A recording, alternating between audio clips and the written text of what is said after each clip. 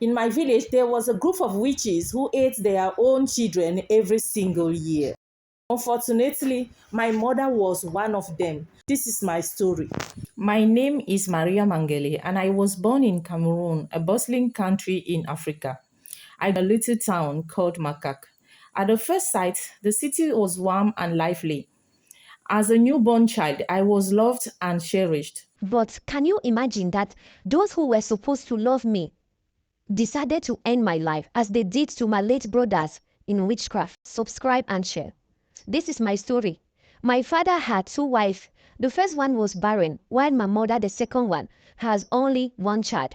I was a miracle, the only surviving child of my mother after seven babies had passed away. At least that was the version I was told. My birth was a moment of celebration, yet it was also shadowed by grief. My mother, exhausted by years of sorrows, clung to me with love. To me, she was the dearest thing ever in life. Nothing could ever separate us. I promised to improve her life as soon as I could earn a living. We lived in the village with my father, Yohamangele, a wealthy businessman who sold all types of clothing. Despite his wealth and power, none of his wives could bear him many children. My mother was the only other woman who have a surviving child. I spent my childhood with my parents between the two wives. Life was simple between my two moms, loving and caring. I wasn't very smart at school, so I struggled with my studies. That's why I hardly finished elementary school. My mother decided one day to send me in town to live with my uncle's family, expecting that there I would do better. Life in the new family was quiet and my cousin welcomed me warmly. When I was sent to the city to live with my uncle's family, it was supposed to be a chance for me to continue my studies, but I struggled there too. The city was loud and unfamiliar, and I missed the quiet rhythm of the village. Years later, my uncle introduced me to a man who will become my husband. I agreed to marry him, not out of love, but out of a sense of duty. It was a happy ceremony. We all enjoyed. With the blessing of our family, I left to start a new life with my husband in a cozy neighborhood. My mother watched me go with a heavy heart, but she always held on to me as if I were the last light in her life. I was 20 years old. We moved to a cozy neighborhood, far from the village life, far from my mother. At least I could now support my family, especially my mother. One morning, I received a call urging me to come. My mother had fallen gravely sick, and no hospital or traditional healer could cure her. Her condition worsened, and I longed to see her, to see her, to hold her hand once again. Never! Don't dare come here! My father shouted. He forbade me to come back and to see her. He said she was a witch, that she had eaten the children of her friends, and now it was her turn to give me up. She had eaten her own children, he said, his voice like thunder. Now her time has come, and she wants to take you with her. He warned me that if I went to her, I would be exchanging my life for hers. I was torn. My love for my mother was a deep, unyielding force, but so was my fear. I dreamed of her that night, her voice calling to me, pleading for me to come. Her friends and aunts came to me, their eyes filled with urgency. She's dying, they said. She needs to see you one last time. But my father's words echoed in my mind, a chilling reminder of the danger. My mother's voice haunted me. In my dreams, she called to me, her tone both tender and desperate. Mariamanguele, my child, come to me, please.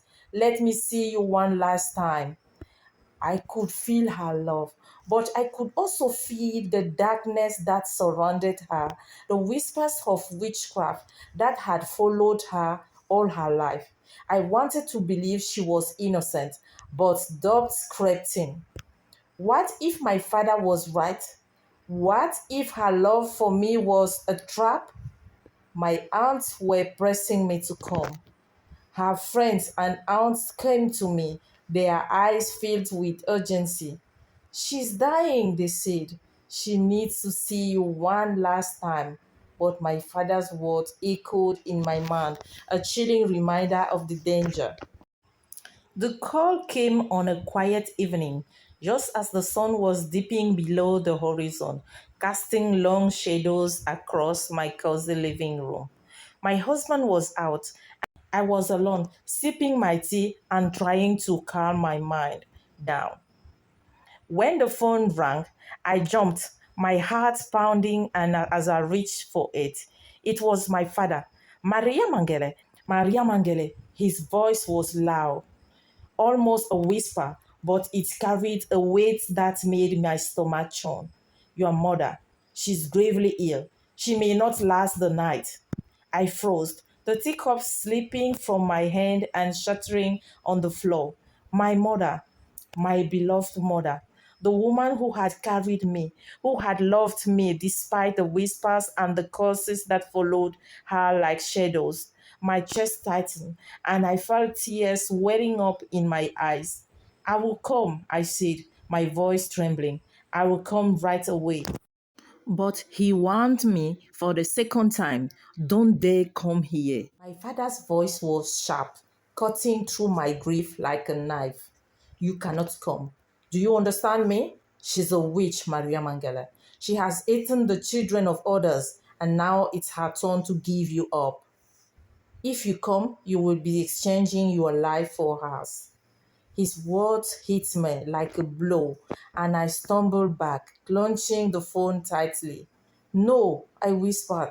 That's not true. She's my mother. She loves me. Love? My father scoffed. Love has nothing to do with it. She's cursed, and so you are if you go to her. Stay where you are for your own sake. I stood up there, the phone still pressing to my ears, my mind racing. My mother was dying, and I couldn't go to see her. I couldn't say goodbye. I couldn't hold her hand one last time. The thought was unbearable, but so was the fear that gripped me. And so I made the hardest decision of my life. I stayed. And my mother passed away that day. What if my father was right? What if going to her would cost me my life? I sank to the floor, my tears falling freely now. I loved her. I loved her so much, but I was afraid. Afraid of the darkness that surrounded her, afraid of the whispers that had followed her all her life. But I couldn't escape the guilt that tormented me. My mother had passed away, and I was not there.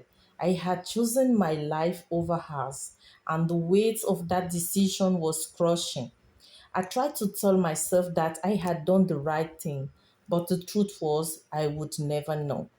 My dreams were haunted by her face, her voice calling out, Maria Mangele, she would say. Why did you not come? Why did you leave me alone? My husband tried to comfort me, but there was no comfort to be found. I began to wonder if my father had been wrong. What if my mother had not been a witch? What if she had simply been a woman broken by the loss of her children, desperate for the love of the one who had survived? But it was too late. I would never know the truth. All I had left was the memory of her love and the terrible choice I had made. Months later, I finally reached the village, but it felt different. Somehow, as if the life had been drained from it. I made my way to my mother's grave, a simple mound of earth marked by a small stone.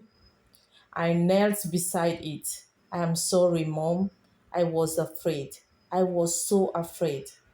For a moment, I felt her presence, a gentle whispers on my shoulder.